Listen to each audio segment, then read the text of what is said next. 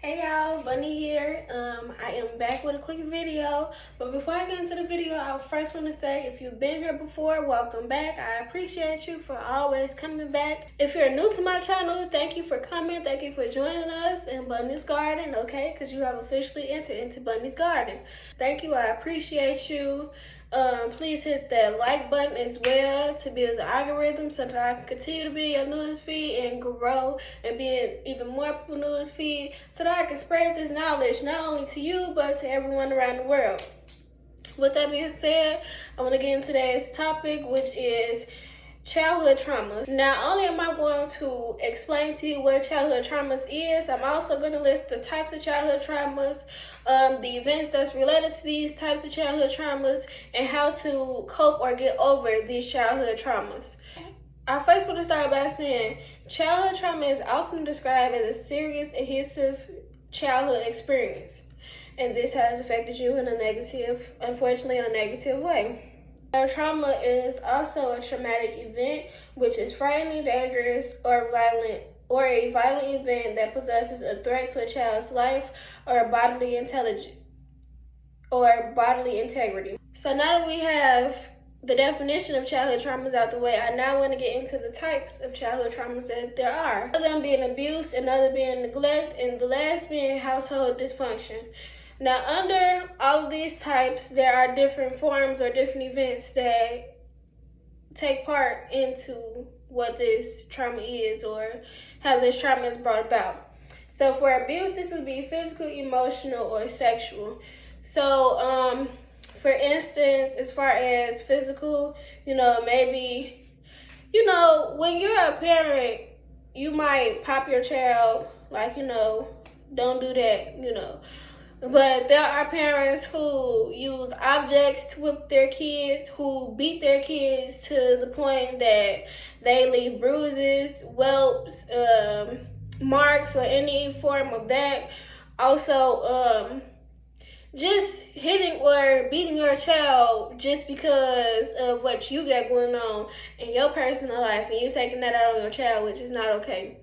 The emotional aspect of it could be, saying words or bad words to your child, calling your child out their name, and, you're this, you're that, you look like your dad, you look like your mom, and different stuff like that. Also, just not being there emotionally at all is another form of abuse. You being absent is still abuse to your child because you brought your child in this world and you pretty much left them to fend for themselves, which is, well, that mostly goes under neglect for me than it would abuse, but still a form of a childhood trauma. The last one is sexual abuse, which is kind of self-explanatory. Being touched inappropriately by someone who is an adult, or someone who is close to your age range. This could be uncle, aunt, cousin, any family member, or not even someone who's family, a family friend, or possibly and potentially, unfortunately, a stranger. The next type will be neglect. This could be physical and emotional. So kind of similar to what I was just saying about the emotional aspect of neglect, like your parent just not being there, or maybe your parent works a lot because they need to support you and them, so they're not there emotionally for you, The other is mental illness. So maybe someone in your family is mentally unstable, and this can have a bad effect on you, like someone who's bipolar, although some of it it's not their fault because they can't help the fact that they're bipolar. That's something that goes on with their brain and a number of other things, chemical imbalance. So when they're having their episodes, a lot of times they're not able to control it. But this could cause them to become violent, for them to just act irate, basically. And that could be pretty traumatic for a child, especially a child who cannot even understand, what's going on, why are they acting like that, what happened. So now that we got the types of childhood traumas out of the way, I also want to get into the different impacts that childhood trauma can have on you, especially if you're not healing from these childhood traumas. So the first one being physical health. This could be a sleep disorder, eating disorder, poor immune system functioning, and a shorter lifespan. There is a variety of other different effects that childhood traumas can have on you, but those are some of the most common ones. But those are some of the most common ones. The second one is emotions. So this is difficulty controlling your emotions, trouble recognizing your emotions, limited coping skills, increased sensitivity to stress, shame, guilt, excessive worrying, hopelessness, feeling of helplessness, and lack of self-efficiency. The third one is relationships. So this could be attachment problems, attachment disorders, poor understanding of social interactions, difficulty forming relationships with peers, problems in romantic relationships, intergenerational cycles of abuse and neglect. So possibly, you having a child of your own and doing the same thing that happened to you as a child, which is not okay at all.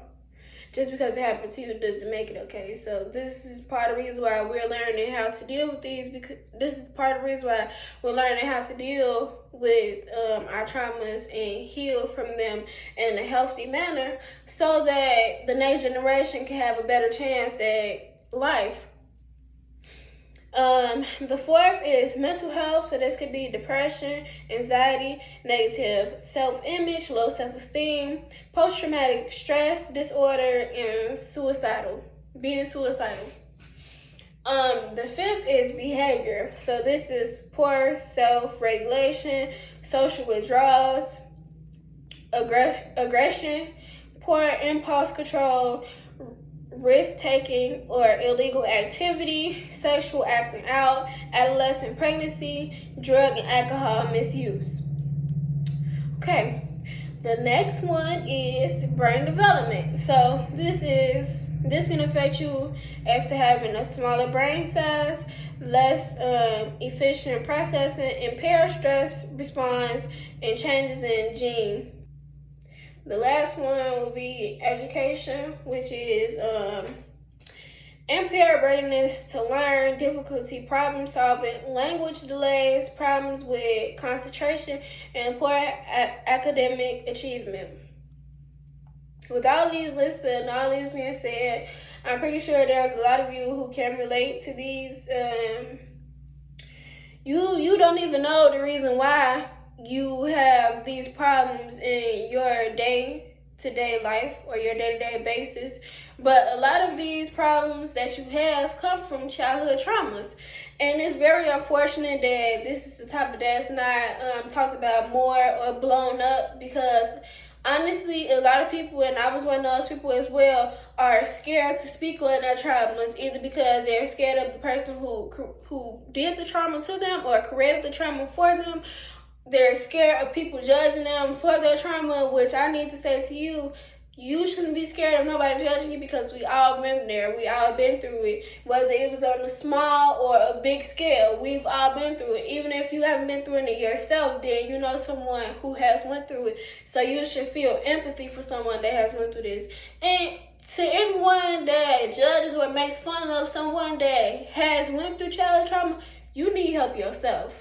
Something gotta be wrong with you as well for you to make fun or judge a person. That's just you projecting your traumas on someone else, if you ask me. And that's just keeping it real, for real. To people who have had this experience, like I said, I am willing to offer the help as far as listing different clinics, doctors, and a number of other things that can help you cope and eventually grow and heal from these situations.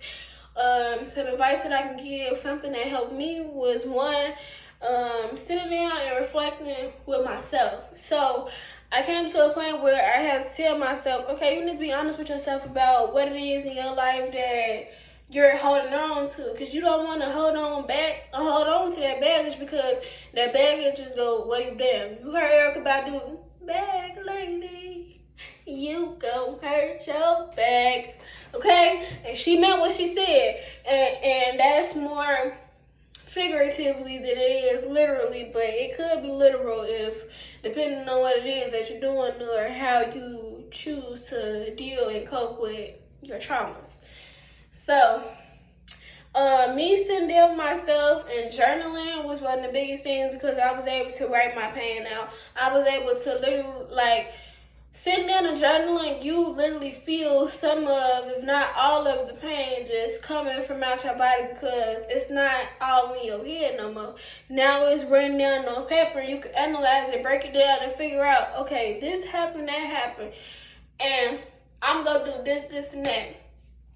And after journaling and realizing what your traumas is or actually facing what your traumas are instead of being in denial about them, the next step will be forgiveness. Always, always, always forgive for yourself and not for them. Even if they themselves, whoever it is that has harmed you or did whatever they did to you or to someone else that you love and you were there and witnessed it, they don't have to apologize. The apology does not need to come from them. Only thing you need to do, even if you don't say it directly to them, is write a letter to them. I'm writing this letter to say that I forgive you for doing this, this, and that to me because I want to relieve this weight off my shoulders. I want to be able to move on with my life and finally be truly happy. I want to forgive you for myself and not for you because that's something that you have to deal with because you did it. It's not going to be easy. I'm not saying that it's going to be easy. Even once you write that letter, you fold it up, you burn it, whatever you choose to do with it, there still will be thoughts that you have, but what you do with that then is you analyze your thoughts and then you change your thoughts from a negative to a positive. Make your thoughts work for you. Your brain, your body listens to what you say to do. So if you tell your body to think negative and to live in the past and to relive these situations over and over again, that's what your body is going to do. And then that's going to cause stress, depression, eating disorders, and the other, impacts that I listed for you. If you choose, okay, I'm going to grow from this situation. I'm going to turn my pain into a passion. And I'm going to do better for myself so that way I don't do the same thing that someone did to me to someone else. And once you do that and you change it from a negative to a positive, over time, and like I said, it's not going to be easy and it's not going to happen overnight. So this is something that you really have to commit to, that you really have to tell yourself, I really want to change. I really want better for me. And really mean it and really stand on that and really do it.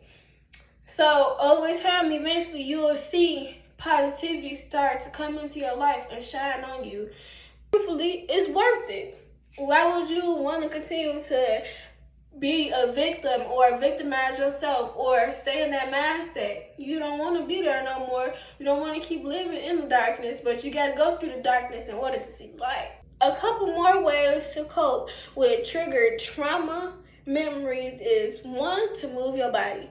So this could be exercise, this could be yoga, this could be dancing, or you just moving around in your day-to-day life. Be mindful that just doing a whole bunch of stuff to keep your mind off of it. When you go to that night, when you get ready to lay down, that stuff will come right back to you. So don't do it just to, escape my problems or run away from it. No, do it because that's what you truly want to do, and allow yourself to feel good about it. Like, even if you don't know how to dance, because I got a little rhythm and whatnot, but sometimes I don't be knowing what I be doing.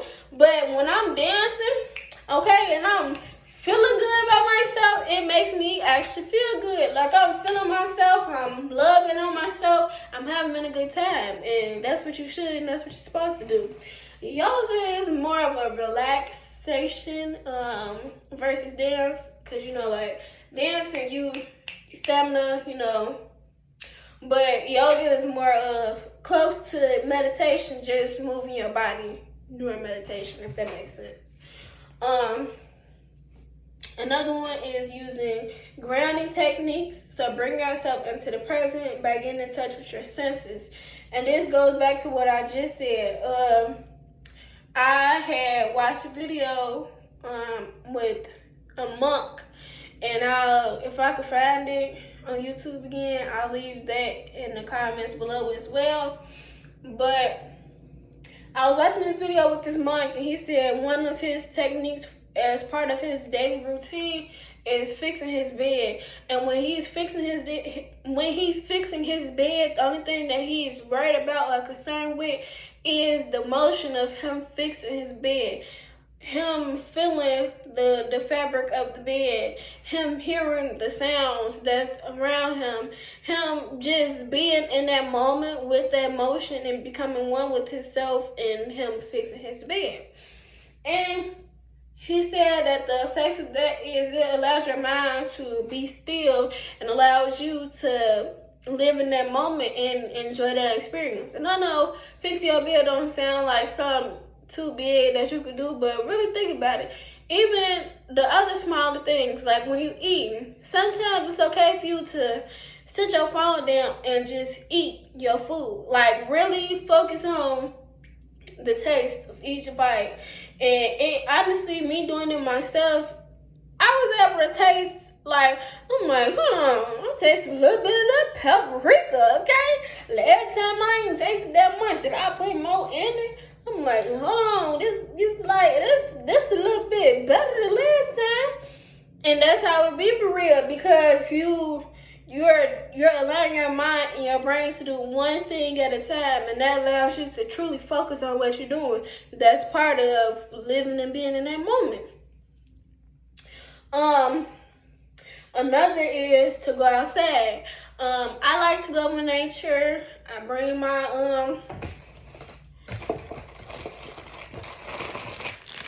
my sage with me. I got other things that I use. I love incense. Intentionally and purposely get incense that is more so for aromatherapy and to relax your body. Lavender is a popular herb that is used for relaxation purposes.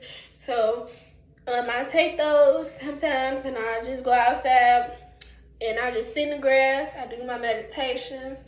I sit and be in the sun, allow the sun to just pour into me and give me that energy that I need. I'm hearing the birds chirp, like I'm being one with nature, because at the end of the day, we all are not a part of nature, but we all are nature. You are nature. You are them leaves in that tree outside. You are that grass that's in your front yard. You are the birds. Everything is you and you are everything. And once you start thinking like that, once you become one with yourself and one with the universe and everything that is within the universe, that also changes your perspective of how you treat not only yourself but people as well. You limit talking about other folks, because really think about it. Anybody that you don't like, you might not like them, but there is something about them that is similar to you that makes you one. Like, for instance, people gossip and, oh, she can't pay her rent and this and that. You have a family member that at one point was not able to pay their rent. You at one point didn't have a penny to your name, your damn self. There have been times where, or even if you went through it, look, karma come around. Even if she don't come around right away, she'll come around, okay? And you gonna feel that same pain that you trying to put on somebody else, or you trying to make fun of somebody else's pain. That's how I'm saying. So talking about someone else is basically like talking about yourself. And that's one of the reasons why I chose to digress from that and to remove myself from them type of situations, them type of environments, and them type of relationships. I no longer choose to gossip or worry about what other folks got going on or try to down talk somebody else, because one, it's not benefiting me. Two, I'm wasting my time worrying about somebody else when I could be focusing and bettering myself. And three, we all are one. Everyone is one. You are me, I am you. Period. Another is practice cozy self-care. This could be just drawing a bubble bath, getting in the bathtub and really just allowing your body to soak, feeling that warm steam from that water, just relaxing your body and just feeling good.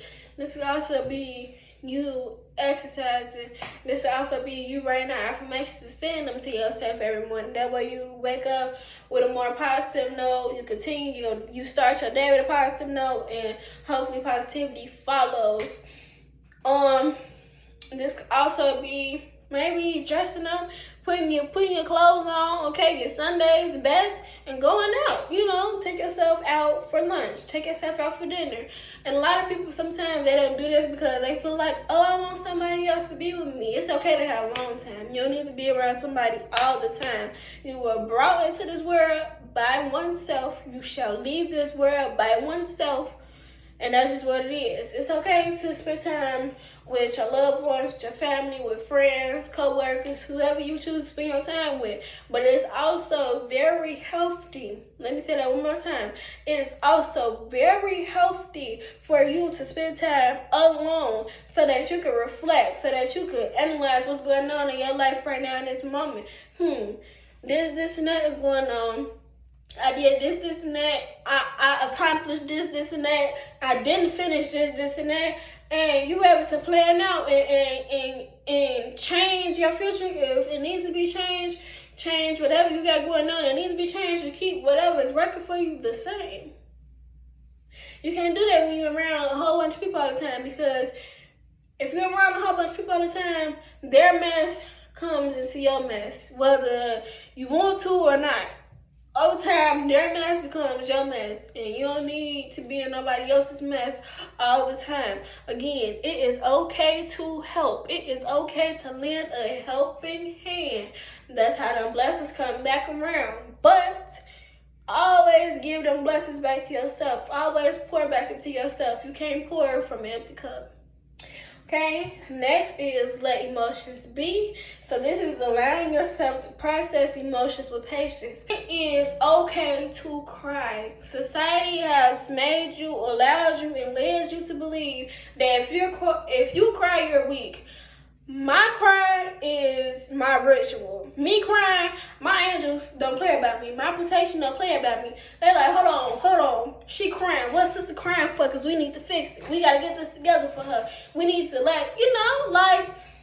so never feel bad for crying, whether you're a woman or a man, okay? Because it's okay to cry. That is a natural human, I don't know what I said. I guess you could say ability. That's like you were given tears for a reason, so that you can release.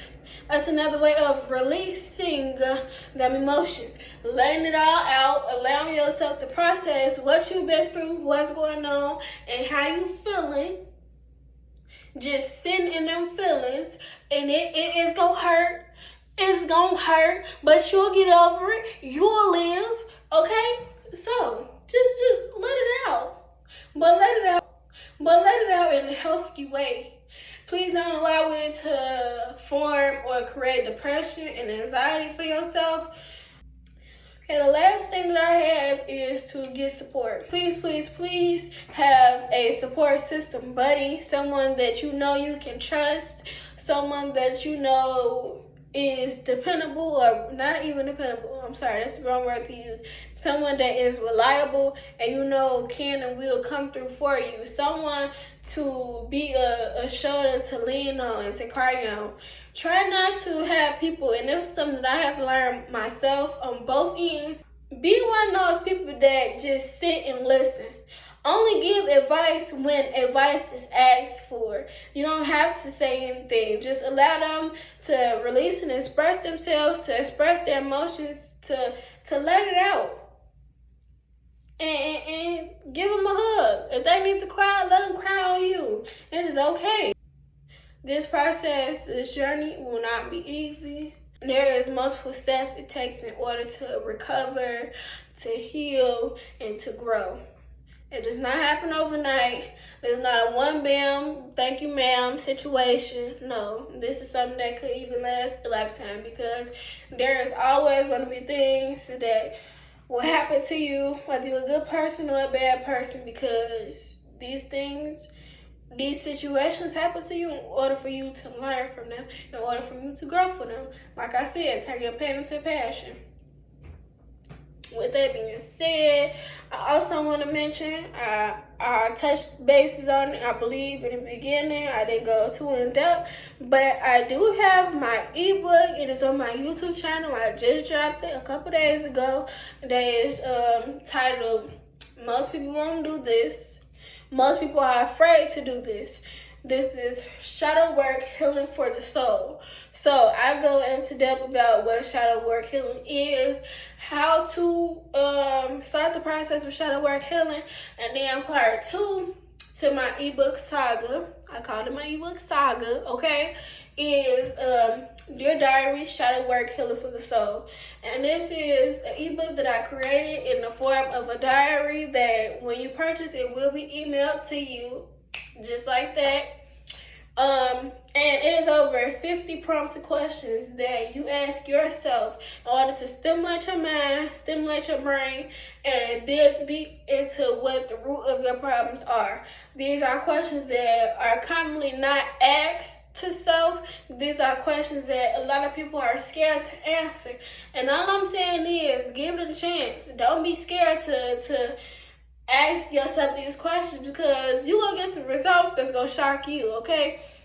In the beginning, it might make you sad, it might make you cry, you might be overwhelmed, it might even make you angry. But using these prompts the correct and proper and healthy way will allow you to write down your feelings, analyze your feelings, break them down, and realize what it is that you need to grow from, what it is that you need to do in order to grow, and eventually start the process of growth. And honestly, I wouldn't give it to y'all if it didn't help and it didn't work for me, because from the point that I started my process of healing up until this point now, of course I still have work to do, because healing is always and forever a lifelong process. There's always going to be something that you need to heal from, like I just said.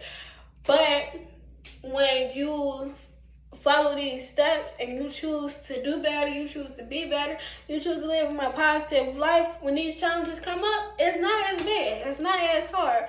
You look at it as, oh, it's just life. I'll be back. I'm gonna go cry for like 20 minutes. But I'm gonna figure this out. We gonna solve this problem. I'm gonna solve this problem, or I'm gonna let the problem solve itself. And that's just what it is. Situations become less stressful for you, and you are able to live a more happy, positive, and peaceful life. All that being said, if you have made it to the end of this video, congratulations. That lets me know that you are true about committing to healing and living a better and more happy and fulfilled life. And I'm proud of you for that. I appreciate you for that, because it takes one person at a time, okay? One step, one task, one day, one person at a time for the world to become better as a whole. I already told y'all, we are one. I am you, you are me, okay? And with that being said, please hit that subscribe button down below. Please hit that like button as well. Let's get the algorithm up so that we can start to spread all this peaceful knowledge, this positive knowledge, so that we can all heal together, okay? And it don't have to be literally together, but you healing by yourself and then coming and passing or spreading that positivity along, you might trigger and start a domino effect in the people around you. But yes, also, go ahead and comment below if this helped, if you find any topics that's related to this, any advice that you yourself want to give. And lastly, comment some topics that I can talk about with y'all, okay? Let's keep this ball rolling. I am very open-minded and optimistic when it comes to these videos. I'm very optimistic when it comes to life more than ever now anyway. So I'm open and I'm willing to create videos and content of things that I actually know, things that I actually do research on. I'm gonna come on here and be telling y'all anything, I ain't even gonna do it, okay? So if you comment something that I truly don't know about, I'm gonna tell you the truth. Honestly, I don't know. Now, if you want to do the research together, we can do the research together. If you want to figure this out together, we can figure this out together. But, But anyway, love y'all. See y'all in the next video.